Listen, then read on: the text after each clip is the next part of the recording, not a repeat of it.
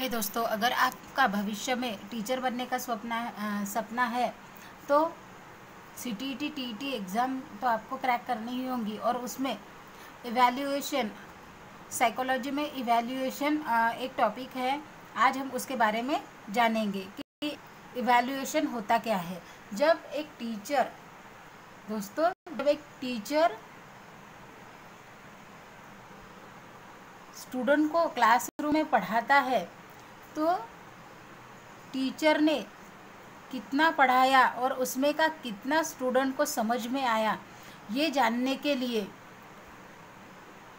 Evaluation का role बहुत ही important है। होता क्या है कि टीचर पढ़ाते हैं और बच्चे सुनते हैं, उसमें का उन्होंने कितना ग्रास्प किया, ये भी तो जानना बहुत ज़रूरी होता है और इसीलिए इवैल्यूएशन का इस्तेमाल किया जाता है। तो दोस्तों, इवैल्यूएशन के कुछ साधन है जिसे इवैल्यूएशन एड्स भी कहा जाता है। तो इसमें सबसे पहले आता है एग्ज़ाम, दूसरा है आत्मनिरीक्षण यानी सेल्फ ऑब्जर्वेशन, तीसरा है टीचर्स ऑब्जर्वेशन और फोर्थ है प्रक्षेपक एड्स और फिफ्थ है समाज नीति। तो हम जानते हैं कि ये इवैल्यूएशन के एड्स साधन का यूज़ कैसे करते हैं और इसका इम्पोर्टेंस इन द एजुकेशन क्या है। तो सबसे पहला आता है कि एग्ज़ाम, परीक्षा, ये 3 प्रकार के होते हैं। एक है ओरल, दूसरा है राइटिंग और थर्ड है प्रैक्टिकल। तो दोस्तों, स्टूडेंट अगर हम देखा जाए तो हमारे ओरल से ज़्यादा हमारे यहाँ पर राइटिंग में ही वैल्यू दी जाती है। तो इससे पता चलता है कि बच्चों ने कितना ग्रास्प किया है, उनकी ग्रास्पिंग पावर कितनी है और वो किस तरह से टीचिंग में इंटरेस्टेड है, उनमें कौन से प्रॉब्लम्स है, वो किस प्रॉब्लम को फेस कर रहे हैं। उस तरह से टीचर को ये समझ में आता है एग्ज़ाम के द्वारा कि टीचर ने कितना पढ़ाया और बच्चों को कितना समझ में आया। देखा जाए तो हम ओरल एग्ज़ाम को उतना वैल्यू नहीं दी जाती है अपने इधर, लेकिन यह भी इम्पॉर्टेंट रोल प्ले करता है कि बच्चों का वर्ड्स किस तरह से यूज़ करते हैं, उनकी टोनिंग कैसी है, इसके लिए ओरल एग्ज़ाम इम्पॉर्टेंट होती है। और राइटिंग का तो वैल्यू हमारे यहाँ पर कुछ ज़्यादा ही है। प्रैक्टिकल में भी हम उनको समझो, मानो कि कोई क्वालिटीज़ उनमें कितनी बसी हुई है, वो हम प्रैक्टिकल से, वो किस तरह से करते हैं, ये हम प्रैक्टिकल से जान सकते हैं। दूसरा आता है कि सेल्फ ऑब्जर्वेशन। टीचर अपने बच्चों को, क्लासरूम के बच्चों को, वो डेली लाइफ में किस तरह से बिहेव करते हैं, ये उनका ऑब्जर्वेशन कर सकते हैं। उन्हें क्या प्रॉब्लम्स है, समझो कुछ बच्चों को राइटिंग में प्रॉब्लम होती है, उन्हें डी और बी में का डिफरेंस जल्दी समझ में नहीं आता, वो बार बार वही गलतियां करते हैं। तो ये प्रॉब्लम हम समस्या सूची में लिखकर उन पर काम करके उनमें कितना सुधार हुआ वो हम देख सकते हैं। और इंटरव्यू, बच्चों को हम कुछ क्वेश्चन पूछ के और वो किस तरह से जवाब देते हैं, ये भी हम जान सकते हैं। उन्हें कुछ क्वेश्चंस हम उनके सामने रख सकते हैं और वो क्वेश्चन का वो आंसर देकर भी हम इस प्रॉब्लम को सुलझा सकते हैं। थर्ड आता है टीचर्स ऑब्जर्वेशन। दोस्तों, ये बहुत ही इम्पोर्टेंट रोल प्ले करता है हमारे इवैल्यूएशन एड्स में, क्योंकि एक टीचर ही बच्चों को सही राह पर ले जा सकता है और उन्हें उनके जो प्रॉब्लम्स है उनसे बाहर निकालकर एक अच्छा भविष्य के लिए एजुकेशन में उन्हें आगे ला सकता है।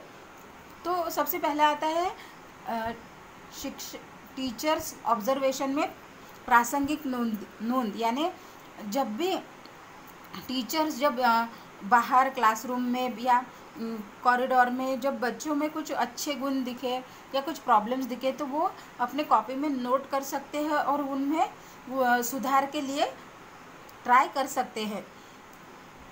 बच्चों में कौन कौन से प्रॉब्लम्स है, वो किस तरह से उससे बाहर निकल रहे हैं, टीचर किस तरह उस पर मेहनत कर रहे हैं, ये सब एक पड़ताड़ा सूची में राइट डाउन करके भी लिख सकते हैं और उस पर काम कर सकते हैं। तीसरा आता है कि पदनिश्चयन सूची, कौन से बच्चों में कौन से गुण होते हैं, उन्हें वो किस तरह से आगे ले जा सकते हैं, ये भी पदनिश्चयन सूची से समझ सकते हैं।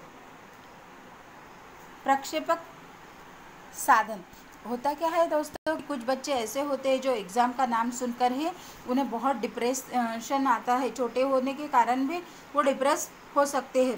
तो उनका डिप्रेशन दूर करने के लिए उनमें कौन सा प्रॉब्लम है, वो एग्ज़ाम से क्यों डर रहे हैं, ये सब जानने के लिए प्रक्षेपक साधन का भी हम यूज़ कर सकते हैं। जैसे कि मान लीजिए कोई आधा चित्र हम आधी ड्राइंग कर सकते हैं और आधी ड्राइंग से हम बच्चों को वो ड्राइंग पूरा करने के लिए कह सकते हैं। दूसरा है कि स्टोरी पूरी करना, आधी अधूरी स्टोरी उनके सामने प्रेजेंट कर सकते हैं और फिर वो स्टोरी क्लासरूम में बच्चों को हम पूरी करने के लिए कह सकते हैं। उससे हमें पता चलता है कि कौन सा बच्चा और कौन से स्टूडेंट में कौन सी प्रॉब्लम है, वो क्यों डर रहे हैं। तो वो जो स्टोरी लिख रहे हैं उसमें वो पॉजिटिव, अगर उनके दिमाग में पॉजिटिविटी होंगी तो वो उसमें पॉजिटिविटी ही डालेंगे। अगर निगेटिविटी डर है तो वो किस तरह से स्टोरी पूरी करते हैं, इससे हमें पता चल सकता है। और स्टोरी बनाने के लिए भी हम उन्हें कह सकते हैं, जिससे कि हम उनमें जो प्रॉब्लम चल रही है उसे समझ सकते हैं। लास्ट आता है दोस्तों समाज मिति।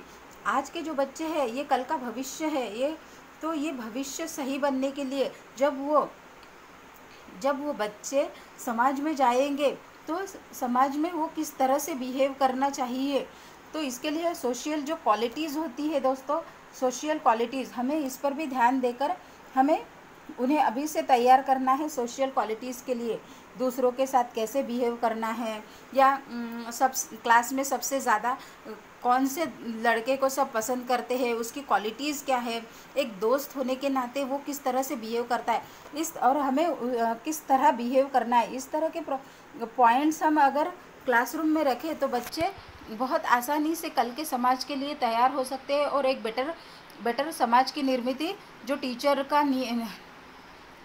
रियल एम है वो कर सकते हैं। तो दोस्तों इस तरह से इवैल्यूएशन और इवैल्यूएशन एड्स और उसमें के कुछ इम्पोर्टेंट पॉइंट